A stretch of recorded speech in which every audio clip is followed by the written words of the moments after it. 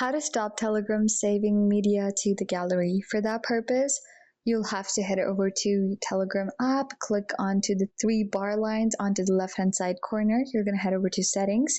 Now into settings, you're going to head over to data and storage. Now into data and storage, you're going to click on automatic media download. Now once connected to Wi-Fi, you're going to click on low and turn it off.